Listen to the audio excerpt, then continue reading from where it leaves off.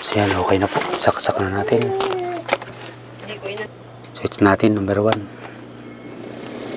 Yan, number 1. And then, number 2. And number 3. Yan, lakas po.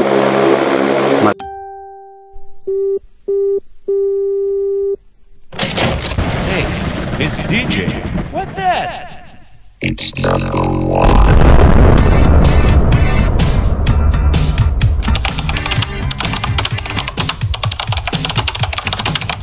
Isang maulang umaga ang muli. Naman, maulan pa din. Magre-repair po muna muli tayo. Yan sa ating muling video ito. Ito na po yung panghuli dun sa stand pan na ating nire-repair ngayong araw. So ito nga po pala yung tatak niya. So, nagkamali ako ng ano dun sa isa kagabi. Ito pala yung Panasonic. Yung isa, hindi ko tanda kung anong tatak nung ating nire-repair na yun.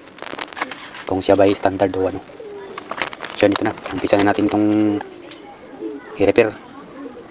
So yan, kung bago ka pa lang nanalampi sa aking channel, baka naman po pwedeng pahiling ng isang subscribe dyan.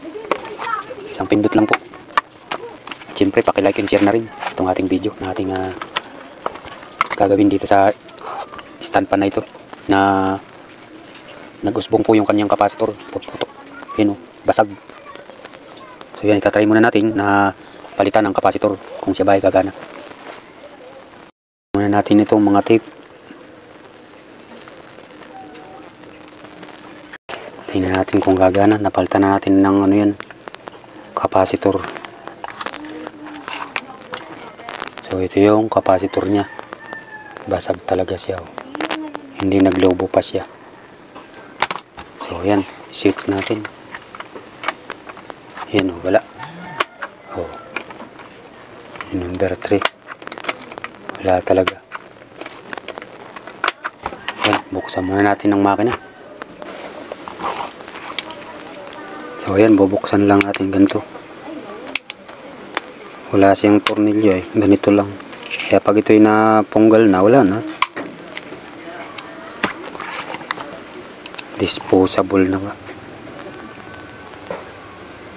Hindi na ginamitan ng tornilyo. Ayan, dali lang buksan. May nakalak pang isa. Susungkalin lang yan din eh.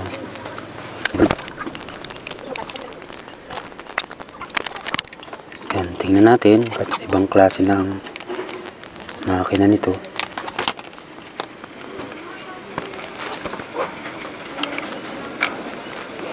Yun o, ibang klase na talaga. So ayan, yung kanyang pinakang thermal fuse.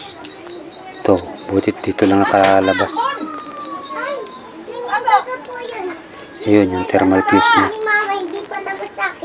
Yun ang ating titesterin. So ito yung kanyang thermal fuse. Testerin na natin kung siya ba ay mayroong kung mayroon siyang power o gumagana.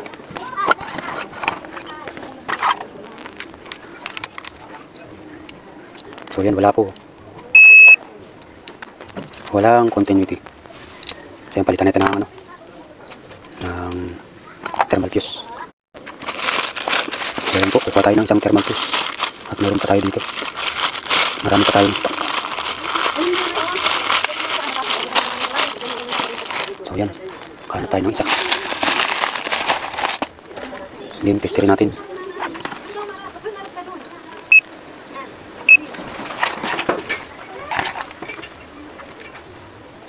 So yun, meron po. Kasi yung isa, yung luma, wala. Yun, meron. Yung isa, wala ito eh. Wala. Yun, wala. Wala, papalitan natin talaga. Wala talaga siya. So yan po, nailagay na natin yung thermal fuse. Ayun, sa ilalim. Doon ko na siya inisingit. Then testerin natin. Gumagana na siya.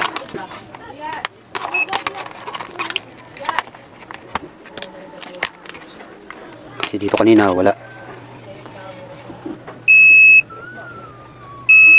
So yun, mayroon na. Ayan, mayroon na siya.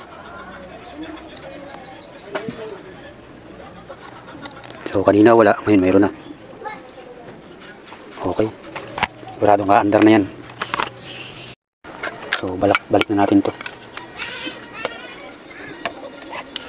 sa kanyang pagkalagay dati.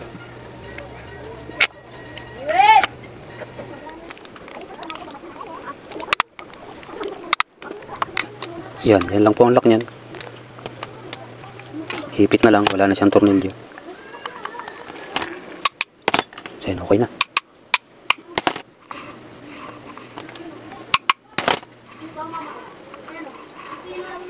So lang natin.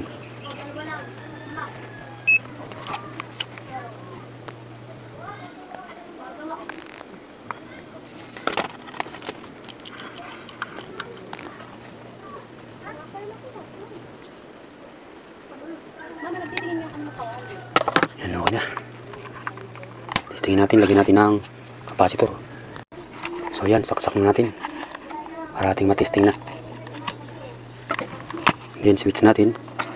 So yun, gumagana na po siya. Okay.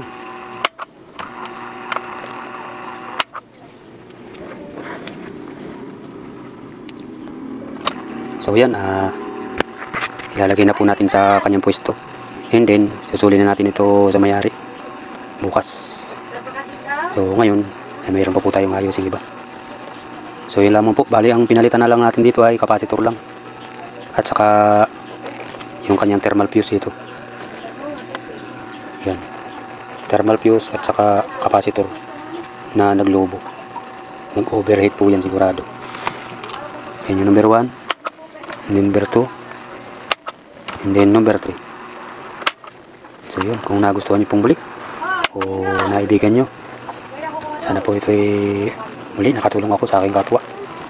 Pagbabahagi na aking kaunting kaalaman sa mga ganitong problemang sira ng electric fan. At pakishare na rin po itong ating video para kung saan man ito makarating, tayo makatulong sa ganitong mga problema. Paki-like and share. Siyempre, subscribe na rin po at pakipindot na rin ng notification bell natin para lagi po kayong update or updated sa mga video ko pa po na i-upload. So yun lang po, maraming salamat. Muli, God bless you all and ingat bawat isa. So ayan, buuhin na natin.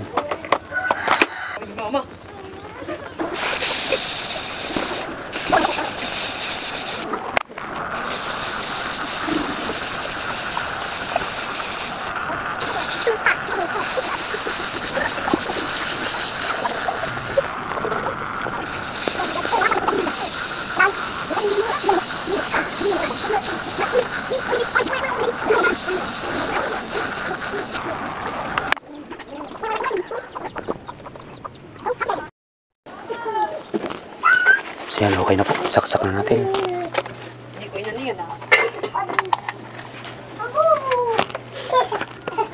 Okay, nakasaksak na. Tatakpo pala nito ay Panasonic. Itong ating na-repair na ito. Yan, switch natin. Pinalitan muna natin ng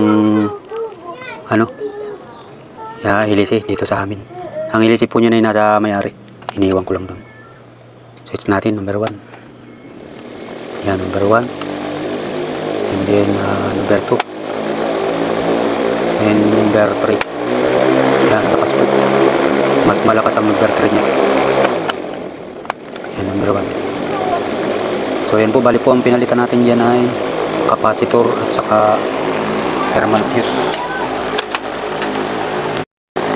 So ito po yung kanyang thermal fuse na ninagana at saka itong capacitor na basag. Yan, naglogo po siya. Nag-overheat yan. Tuyo at microfarad ang nakalagay. So ang nilagay lang natin dito ay 1.5 lang. Tuyo at microfarad. Pero malakas na rin siya. So yan, muli. Kung inyong nagustuhan, naibigan itong ating munting video, Please subscribe, like, and share na rin po. At ang ating notification bell. At dito na ko na lang po tatapusin itong ating video. Para palagi kayong updated sa mga video ko pa na aking upload. Lamang po, maraming salamat. Bye-bye. God bless. Ingat.